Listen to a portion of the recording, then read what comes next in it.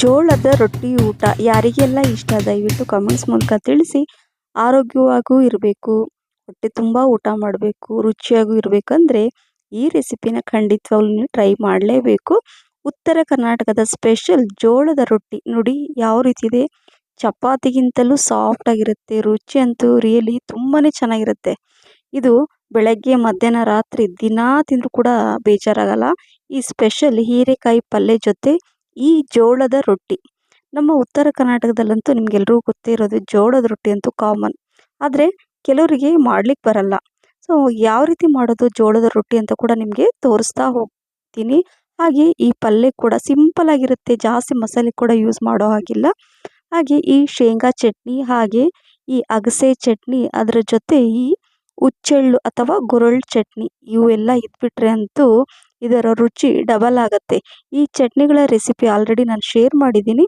ಬೇಕಂದರೆ ಕಮೆಂಟ್ಸಲ್ಲಿ ಲಿಂಕ್ ಅಂತ ಹೇಳಿ ಇದರ ಲಿಂಕ್ ಕೂಡ ನಿಮಗೆ ಶೇರ್ ಮಾಡ್ತೀನಿ.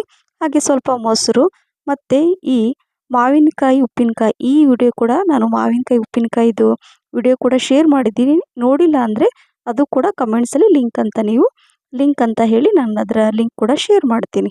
ಬನ್ನಿ ಈ ಉತ್ತರ ಕರ್ನಾಟಕದ ಸ್ಪೆಷಲ್ ಊಟ ಅಥವಾ ಈ ರೆಸಿಪಿ ಯಾವ ರೀತಿ ಮಾಡೋದು, ಸಿಂಪಲಾಗಿ ಮಾಡೋದು ಇದು.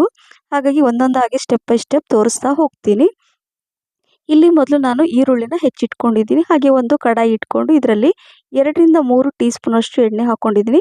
ಸ್ವಲ್ಪ ಸಾಸಿವೆ, ಸ್ವಲ್ಪ ಜೀರಿಗೆ, ಹಾಗೆ ಫ್ರೆಶ್ ಕರಿಬೇವು ಸೊಪ್ಪು ಕೂಡ ಹಾಕ್ಕೊಂಡು ಇದನ್ನೆಲ್ಲ ಮಿಕ್ಸ್ ಮಾಡ್ಕೊಂಡ ನಂತರ ಇಲ್ಲಿ 2 ಈರುಳ್ಳಿ ಹೆಚ್ಚಿಟ್ಕೊಂಡಿದ್ದೆ, ಅದನ್ನು ಕೂಡ ಸಣ್ಣಕ್ಕೆ ಹೆಚ್ಚಿದ್ದನ್ನು ಇದರಲ್ಲಿ ಹಾಕಿ ಸಿಮ್ಮಲ್ಲೇ ಇಟ್ಕೊಂಡು ಅದನ್ನು ಮಿಕ್ಸ್ ಮಾಡ್ತಾ ಇಲ್ಲಿ 2 ಟೊಮೆಟೊ ಹಣ್ಣನ್ನು ನೀಟಾಗಿ ತೊಳೆದ್ಬಿಟ್ಟು ನಾನು ಈ ಥರ ಕಟ್ ಮಾಡ್ತಾ ಇರ್ತೀನಿ.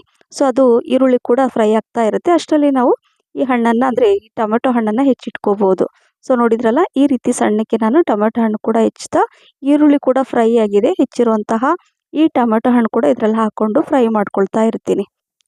ಟೊಮೆಟೊ ಹಣ್ಣು ಹಾಕಿ ಸ್ವಲ್ಪ ಇದನ್ನು ನೀಟಾಗಿ ಮಿಕ್ಸ್ ಮಾಡಿಕೊಂಡು ಈಗ ಇದರಲ್ಲಿ ಸ್ವಲ್ಪ ಅರಿಶಿಣ, ಹಾಗೆ 2 ಟೀ ಸ್ಪೂನಷ್ಟು ಅಚ್ಚ ಖಾರದ ಪುಡಿ, 1/2 ಟೀ ಸ್ಪೂನಷ್ಟು ಸಾಂಬಾರು ಪುಡಿ ಕೂಡ ಆಲ್ರೆಡಿ ನಾನು ಶೇರ್ ಮಾಡಿದ್ದೀನಿ.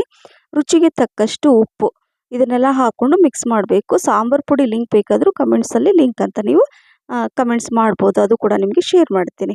ಸೊ ನೋಡಿದ್ರಲ್ಲ ಫ್ರೆಂಡ್ಸ್, ಇದನ್ನೆಲ್ಲ ಸ್ವಲ್ಪ ಸಿಮ್ಮಲ್ಲಿ ಇಟ್ಕೊಂಡು ಈಗ ಇಲ್ಲಿ 2 ಹೀರೆಕಾಯಿನ ನಾನು ಅದ್ರ ಸಿಪ್ಪೆಯೆಲ್ಲ ತೆಗೆದುಬಿಟ್ಟು ಈಗ ಇದನ್ನು ಸಣ್ಣಕ್ಕೆ ಹೆಚ್ಕೊಳ್ತೀನಿ.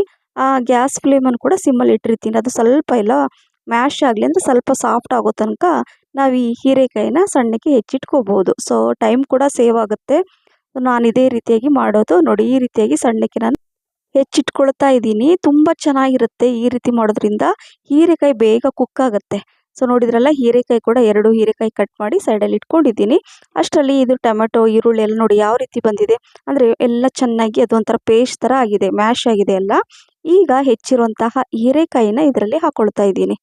ಒಮ್ಮೆ ಈ ರೀತಿ ಹೀರೆಕಾಯಿ ಪಲ್ಯ ಮಾಡಿ ತುಂಬ ರುಚಿಯಾಗಿರುತ್ತೆ. ಸೊ ಇದು ಚಪಾತಿಗೂ ಆಗುತ್ತೆ, ರೊಟ್ಟಿಗೂ ಆಗುತ್ತೆ, ಅನ್ನಕ್ಕೂ ಕೂಡ ನೀವು ಕಲಸಿ ತಿನ್ಬೋದು. ಇದನ್ನು ಮಿಕ್ಸ್ ಮಾಡಿ 1 ಗ್ಲಾಸಷ್ಟು ನೀರನ್ನು ಕೂಡ ಹಾಕ್ಕೊಂಡಿದ್ದೀನಿ. ಇದನ್ನು ಮಿಕ್ಸ್ ಮಾಡಿಬಿಟ್ಟು ಈ ಲಿಡ್ಡನ್ನು ಕ್ಲೋಸ್ ಮಾಡಿ 2 ನಿಮಿಷ ಇದು ಬೇಯ್ತಾ ಇರುತ್ತೆ ಸಿಮ್ಮಲ್ಲಿ ಇಟ್ಕೊಂಡು. ಇಲ್ಲಿ ಒಂದು ಮಿಕ್ಸಿ ಜಾರಲ್ಲಿ ಸ್ವಲ್ಪ ಜಾಸ್ತಿ ಪ್ರಮಾಣದಲ್ಲಿ ಬೆಳ್ಳುಳ್ಳಿ, ಹಸಿ ಶುಂಠಿ, ಹಾಗೆ ಕರಿಬೇವು ಎಲೆ, ಹಾಗೆ 1 ಮುಷ್ಟಿಯಷ್ಟು ಶೇಂಗಾ, ಹುರಿದಿರುವಂಥ ಶೇಂಗಾನ ಹಾಕ್ಕೊಂಡು ಪೌಡ್ರ್ ಮಾಡ್ಕೋಬೇಕು, ನೀರು ಹಾಕ್ಕೊಳ್ಳೋದೇನೆ. ಸೊ ನೋಡಿ, ಸ್ವಲ್ಪ ತರಿಯಾಗಿ ಮಾಡಿಕೊಂಡ್ರೆ ಚೆನ್ನಾಗಿರುತ್ತೆ. ಫೈನಾಗಿ ಮಾಡ್ಕೋಬೇಕಂತ ಏನಿಲ್ಲ ನೋಡಿ, ಈ ರೀತಿಯಾಗಿ ಇರಬೇಕು. ಈಗ ಇದರಲ್ಲಿ ಏನು ರುಬ್ಬಿರುವಂಥದ್ದನ್ನು ಇದರಲ್ಲಿ ಹಾಕ್ಕೊಂಡು ಮಿಕ್ಸ್ ಮಾಡಬೇಕಾಗತ್ತೆ. ಸೊ ಇದೇ ನೋಡಿ, ಜಾಸ್ತಿ ಯಾವುದೇ ಪ್ಯಾಕೆಟ್ ಮಸಾಲೆ ಕೂಡ ನಾನು ಯೂಸ್ ಮಾಡಲ್ಲ. ನೀವು ನೋಡ್ತಾ ಇರ್ಬೋದು ನನ್ನ ರೆಸಿಪಿಯಲ್ಲಿ ಜಾಸ್ತಿ ನಾನು ಹೊರಗಿಂದ ಪ್ಯಾಕೆಟ್ ಮಸಾಲೆ ತಂದು ಯೂಸ್ ಮಾಡೋದು ತುಂಬ ಕಡಿಮೆ, ಮಾಡೋದೇ ಇಲ್ಲ ಅಂತ ಅಂದ್ಕೊಳ್ಳಿ. ನಾನು ಮನೇಲೇ ಇರುವಂತಹ ಇದೇ ರೀತಿಯಾಗಿ ನಾನು ಮಾಡ್ಕೊಳ್ಳೋದು. ಸೊ ಆರೋಗ್ಯವಾಗಿರ್ಬೇಕಂದ್ರೆ ಇದೇ ರೀತಿಯಾಗಿ ನೀವು ಮಾಡಿ ತಿನ್ನಿ. ಸ್ವಲ್ಪ ಆ ಮಿಕ್ಸಿ ಜಾರಲ್ಲಿ ನೀರು ಹಾಕ್ಕೊಂಡು ಅದರಲ್ಲಿ ಹಾಕ್ಕೊಂಡಿದ್ದೀನಿ. ಹಾಗೆ ಇದು ಹುಚ್ಚೆಳ್ಳಿನ ಪುಡಿ ಅಥವಾ ಗುರೆಳ್ಳು, ನೈಗರ್ ಸೀಡ್ಸ್ ಅಂತ ಹೇಳ್ತಾರೆ. ಸೊ ಅದನ್ನು ನಾನು ಇದರ ವಿಡಿಯೋ ಕೂಡ ನಾನು ಈ ಚಟ್ನಿ ಪುಡಿ ರೆಸಿಪಿ 3 ರೀತಿಯ ಚಟ್ನಿ ಪುಡಿ ಅಂತ ಹೇಳಿದ್ನಲ್ಲ, ಸೊ ಅದನ್ನು ಶೇರ್ ಮಾಡಿದ್ದೆ. ಅದರಲ್ಲೂ ಕೂಡ ಈ ಚಟ್ನಿ ಪುಡಿ ಬರುತ್ತೆ. ಇದ್ರ ಲಿಂಕ್ ಬೇಕಂದರೆ ನೀವು ಹೇಳಿ, ಕಮೆಂಟ್ಸ್ ಮೂಲಕ ನಾನು ಹೇಳ್ತೀನಿ ಅಂತ ಮೊದಲೇ ಹೇಳಿದ್ದೆ. ಸೊ ಈ ಗುರೆಳ್ಳು ಅಥವಾ ಈ ಹುಚ್ಚೆಳ್ಳು ಚಟ್ನಿ ಎಲ್ಲ ರೀತಿಯ ಪಲ್ಯಗಳಿಗೆ ನಾವು ಹಾಕ್ಬೋದು. ಸೊ ಅದರ 2 ಸ್ಪೂನಷ್ಟು ಹಾಕಿ ಲಾಸ್ಟಲ್ಲಿ ಕೊತ್ತಂಬರಿ ಸೊಪ್ಪನ್ನು ಹೆಚ್ಚಿರುವಂಥದ್ದನ್ನು ಜಾಸ್ತಿ ಪ್ರಮಾಣದಲ್ಲಿ ಹಾಕ್ಕೊಂಡು 1-2 ನಿಮಿಷ ಇದನ್ನು ಮಿಕ್ಸ್ ಮಾಡಿಕೊಂಡ್ರೆ ರುಚಿಯಾದಂತಹ ಈ ಹೀರೆಕಾಯಿ ಪಲ್ಯ ರೆಡಿ ಆಯಿತು. ಸೊ ನೋಡಿದ್ರಲ್ಲ, ಈಗ ಇದನ್ನು ಮುಚ್ಚಿಟ್ಬಿಟ್ಟು ಸೈಡಲ್ಲಿ ಇಟ್ಕೊಂಡ್ಬಿಡ್ತೀನಿ. ಈಗ ಇಲ್ಲಿ ನಾನು ರೊಟ್ಟಿ ಮಾಡ್ಕೊಳ್ತಾ ಇದ್ದೀನಿ, ಜೋಳದ ರೊಟ್ಟಿ. ಸೊ ಜೋಳದ ರೊಟ್ಟಿಗೆ ಇಲ್ಲಿ ನಾನು 1 ಗ್ಲಾಸಷ್ಟು ನೀರನ್ನು ಬಿಸಿ ಮಾಡಲಿಕ್ಕೆ ಇಟ್ಟಿದ್ದೀನಿ. ಜೋಳ ಅಂದರೆ ಪ್ಯೂರ್ ಜೋಳದ ರೊಟ್ಟಿನೇ ತಿನ್ನಬೇಕು. ಕೆಲವರು ಹೊರಗಡೆ ಎಲ್ಲ ನೀವು ತಂದು ತಿಂತಿರ್ತೀರಲ್ವ ಜೋಳದ ರೊಟ್ಟಿ, ಅದರಲ್ಲಿ ಅರ್ಧ ಜೋಳ ಇದ್ದರೆ ಅರ್ಧ ಅಕ್ಕಿ ಹಿಟ್ಟು ಮಿಕ್ಸ್ ಮಾಡಿಬಿಟ್ಟು ಮಾಡ್ತಾರೆ. ಸೊ ಆದಷ್ಟು ನೀವು ಹೊರಗಡೆಯಿಂದ ತಂದು ತಿನ್ನೋದನ್ನು ಆದಷ್ಟು ಕಡಿಮೆ ಮಾಡಿ. ಮನೆಯಲ್ಲಿ ನಾವು ಆರೋಗ್ಯವಾಗಿ ಈ ರೀತಿಯಾಗಿ ಅಡುಗೆ ಮಾಡಿ ತಿಂದರೆ ಮನೆಯವರೆಲ್ಲರೂ ಆರೋಗ್ಯವಾಗಿರ್ತಾರೆ. ಹಾಗಾಗಿ ಫ್ರೆಂಡ್ಸ್, ನಿಮ್ಗೆ ಹೇಳೋದಂದರೆ ಏನಂದರೆ, ನಮ್ಮ ಆರೋಗ್ಯ ನಮ್ಮ ಕೈಲೇ ಇರುತ್ತಲ್ವ. ಸೊ ಹಾಗಾಗಿ ಇದೇ ರೀತಿಯಾಗಿ ಅಡುಗೆ ಮಾಡಿದ್ದೀನಿ ಅಂತ ನಿಮಗೆ ಹೇಳ್ತಾ ಇದ್ದೀನಿ. ಸೊ ನೋಡಿ, ನೀರು ಕೂಡ ಬಿಸಿ ಆಗ್ತಾ ಇರುತ್ತೆ. ಸೊ ಕುದಿಬೇಕು ನೀರು. ಕುದಿಯುವಂತಹ ನೀರನ್ನು ಈ ಜೋಳದ ಹಿಟ್ಟಲ್ಲಿ ಹಾಕೊಳ್ತಾ ಇದ್ದೀನಿ. ನಾನು ಜೋಳ ತಂದು ನೀಟಾಗಿ ಕ್ಲೀನ್ ಮಾಡಿಬಿಟ್ಟು ಹಿಟ್ಟನ್ನು ಮಾಡಿಸ್ಕೊಂಡಿರೋದು. ಸೊ ಹಾಗಾಗಿ ತುಂಬ ಚೆನ್ನಾಗಿ ಬರುತ್ತೆ. ಸೊ ನೋಡಿ, ಬಿಸಿ ನೀರು ಹಾಕಿದ ತಕ್ಷಣ ಒಂದು ಸ್ಪೂನಿಂದ ಈ ರೀತಿಯಾಗಿ ಮಿಕ್ಸ್ ಮಾಡಬೇಕು. ಯಾಕಂದರೆ ತಕ್ಷಣ ಕೈ ಹಾಕಿ ಹಿಟ್ಟು ಕಲಸೋಕ್ಕಾಗಲ್ಲ. ಸೊ ಇನ್ನು ಸ್ವಲ್ಪ ನೀರಿತ್ತಲ್ವ, ಅದನ್ನು ಈ ಥರ ನಾನು ಹಾಕಿಬಿಟ್ಟು ಮಿಕ್ಸ್ ಮಾಡ್ಕೊಳ್ತಾ ಇದ್ದೀನಿ. ಸೊ ನೀವು ಕೆಲವರು ಜೋಳದ ರೊಟ್ಟಿ ತಿನ್ನೋಕೆ ಇಷ್ಟ, ಮಾಡ್ಲಿಕ್ಕೆ ಕಷ್ಟ ಅಂತೀರಲ್ವ, ಸ್ವಲ್ಪ ಸ್ವಲ್ಪನೇ ಹಿಟ್ಟು ಹಾಕ್ಕೊಂಡು ಪ್ರಯತ್ನ ಪಡಿ. ಪ್ರಯತ್ನ ಪಟ್ಟರೆ ಖಂಡಿತವಾಗ್ಲೂ ನಾವು ಮಾಡ್ಬೋದು. ಆಗಲ್ಲ ಅಂದರೆ ಆಗೋದೇ ಇಲ್ಲ. ಸೊ ಹಾಗಾಗಿ ನೋಡಿ, ಈಗ ಅಲ್ಲಿ ನಾನು ಅದೇ ಪಾತ್ರೆಯಲ್ಲಿ 1 ಗ್ಲಾಸಷ್ಟು ನಾನು ತಣ್ಣೀರನ್ನು ಹಾಕ್ಕೊಂಡಿದ್ದೀನಿ. ಹಾಗೆ ಒಂದು ಬಟ್ಟೆ, ಸೊ ಅದನ್ನು ಸೈಡಲ್ಲಿ ಇಟ್ಕೊಂಡಿದ್ದೀನಿ. ಈಗ ಹಿಟ್ಟನ್ನು ಕರೆಕ್ಟಾಗಿ ಈ ಥರ ಸ್ವಲ್ಪ ಗಟ್ಟಿಯಾಗಿ ಕಲಿಸ್ಕೋಬೇಕು. ಗಟ್ಟಿ ಅಂದರೆ ತುಂಬ ಕಲ್ ಥರ ಎಲ್ಲ ಕಲಿಸ್ಕೊಳಕ್ಕೆ ಹೋಗಬೇಡಿ. ಸೊ ಈ ಚಪಾತಿ ಹಿಟ್ಟೆಲ್ಲ ಯಾವ ಥರ ಕಲಿಸ್ತಿರಲ್ಲ, ಸೇಮ್ ಅದೇ ರೀತಿಯಾಗಿ ಕಲಿಸ್ಕೊಂಡು, ಈಗ ಹಂಚು ಕೂಡ ಇಟ್ಟಿದ್ದೀನಲ್ವ, ಹಂಚು ಬಿಸಿ ಆಗ್ತಾ ಇರುತ್ತೆ. ಇಲ್ಲಿ ನಾನು ಒಂದು ಸ್ವಲ್ಪ ಹಿಟ್ಟು ತೊಗೊಂಡು ಈ ಥರ ನೋಡಿ, ಒಣ ಹಿಟ್ಟು ಜೋಳದ ಹಿಟ್ಟನ್ನು ಹಾಕ್ಕೊಂಡು ಈ ರೀತಿಯಾಗಿ ತಟ್ತಾ ಇದ್ದೀನಿ. ನಾನು ಇದೇ ರೀತಿಯಾಗಿ ಮಾಡೋದು. ಆಲ್ಮೋಸ್ಟ್ ಜೋಳದ ರೊಟ್ಟಿ ಅಂತೂ ನಮ್ಮ ಮನೇಲಿ ಇದ್ದೇ ಇರುತ್ತೆ. ನನ್ನ ಹಸ್ಬೆಂಡ್ಗೆ ಈ ರೀತಿ ಅಡುಗೆ ತುಂಬ ಇಷ್ಟ. ಸೊ ಹಾಗಾಗಿ ನಾನು ಮಾಡಲೇಬೇಕು. ಮತ್ತು ಮಕ್ಕಳಿಗೂ ಕೂಡ ನಾವು ಇದೇ ರೀತಿಯಾಗಿ ಊಟ ಕೊಟ್ಟರೆ ಅವ್ರಿಗೂ ಕೂಡ ಮೊದಲಿಂದನೂ ಅಭ್ಯಾಸ ಮಾಡ್ತಾ ಬಂದರೆ ಅವರು ಕೂಡ ಇದೇ ರೀತಿ ಅಡುಗೆ ತಿಂತಾರೆ. ಹೆಚ್ಚಾಗಿ ಈ ಹೊರಗಡೆಯಿಂದ ನಾವು ಜೋಳದ ರೊಟ್ಟಿ ಅಥವಾ ಈ ಚಪಾತಿ ಅದು ಇದು ಎಲ್ಲ ತಿಂತಾ ಇರ್ತಾರೆ. ತುಂಬ ಜನಕ್ಕೆ ನಾನು ನೋಡಿದ್ದೀನಿ. ದಯವಿಟ್ಟು ಅದನ್ನೆಲ್ಲ ಅವಾಯ್ಡ್ ಮಾಡಿ. ಯಾಕಂದರೆ ಎಲ್ಲ ಟೈಮಲ್ಲೂ ನಾವು ಅವಾಯ್ಡ್ ಮಾಡೋಕ್ಕಾಗಲ್ಲ. ಕೆಲವೊಂದು ಟೈಮ್ ತಿನ್ನಲೇಬೇಕಾಗತ್ತೆ. ತಿನ್ನೋ ಟೈಮಲ್ಲಿ ತಿನ್ನಿ. ಆದಷ್ಟು ನಿಮ್ಗೆ ಟೈಮ್ ಇದ್ದಾಗ ಮನೆಯಲ್ಲೇ ಈ ರೀತಿಯಾಗಿ ಆರೋಗ್ಯಕರವಾದ ರೆಸಿಪಿಯನ್ನು ಮನೇಲಿ ನೀವು ಮಾಡಿದರೆ, ಅಂದರೆ ನಾವು ಹೆಣ್ಮಕ್ಳು ಮಾಡಿದರೆ ಮನೆಯವರೆಲ್ಲರೂ ಆರೋಗ್ಯವಾಗಿರ್ತಾರೆ. ಸೊ ಹಾಗಾಗಿ ನಮ್ಮ ಕೈಲಿರುತ್ತೆ ಮಂದಿಗೆ, ಅಂದರೆ ಮನೆ ಜನಕ್ಕೆ ನಾವು ಯಾವ ರೀತಿ ನಾವು ಇಡ್ತೀವಿ ಅನ್ನೋದನ್ನು. ಸೊ ಹಾಗಾಗಿ ನಾನು ಇದೇ ರೀತಿಯಾಗಿ ನಿಮಗೆ ತೋರಿಸ್ತಾ ಇದ್ದೀನಿ. ಈ ವಿಡಿಯೋನ ಶೇರ್ ಮಾಡ್ತಾ ಇದ್ದೀನಿ ನಿಮಗೆ. ಸೊ ನೋಡಿ ಫ್ರೆಂಡ್ಸ್, ಇದೇ ರೀತಿಯಾಗಿ ನಾನು ಹಿಟ್ಟನ್ನು ಸೇಮ್ ಸ್ವಲ್ಪ ತೊಗೊಂಡು ಅದೇ ರೀತಿಯಾಗಿ ಜೋಳದ ರೊಟ್ಟಿನ ತಟ್ಟಿ ಇಟ್ಕೊಳ್ತಾ ಇದ್ದೀನಿ. ಹಾಗೆ ಅಲ್ಲಿ ಅದನ್ನು ಬೇಯಿಸ್ತಾ ನಾನು ಈ ಥರ ಮಾಡ್ಕೊಳ್ತಾ ಇದ್ದೀನಿ. ಜೋಳದ ರೊಟ್ಟಿ ಯಾವ ರೀತಿ ಅಂದರೆ, ಇಲ್ಲಿ ನಾನು ನೋಡಿ ಈಗ ತಟ್ಟಿ ಇಟ್ಕೊಂಡಿದ್ದೀನಲ್ವಾ, ಸೊ ಅದನ್ನು ಈಗ ಕಾದಿರೋ ಹಂಚಲ್ಲಿ ಈ ಥರ ಹಾಕೋಬೇಕಾಗತ್ತೆ. ಹೈ ಫ್ಲೇಮಲ್ಲಿ ಇಟ್ಕೋಬೇಕಾಗತ್ತೆ. ನಂತರ ಈ ನೀರು ಮತ್ತು ಈ ಬಟ್ಟೆ ಇಟ್ಕೊಂಡಿದ್ನಲ್ವ, ಆ ಬಟ್ಟೆಯಲ್ಲಿ ನೀರಲ್ಲಿ ಅದ್ಬಿಟ್ಟು ಅದ್ರ ಮೇಲೆಲ್ಲ ಈ ಥರ ಫುಲ್ಲು ಸ್ಪ್ರೆಡ್ ಮಾಡಬೇಕು. ಆ ಒಣ ಹಿಟ್ಟೆಲ್ಲ ಹೋಗಬೇಕು. ಸೊ ಅದೇ ರೀತಿಯಾಗಿ ನೋಡಿ, ಈ ಥರ ನಾನು ಮತ್ತೆ ತಟ್ಟಿಟ್ಕೊಳ್ತಾ ಇದ್ದೀನಿ. ಅದು ಬೇಯ್ತಾ ಇರುತ್ತೆ ಸೈಡಲ್ಲಿ.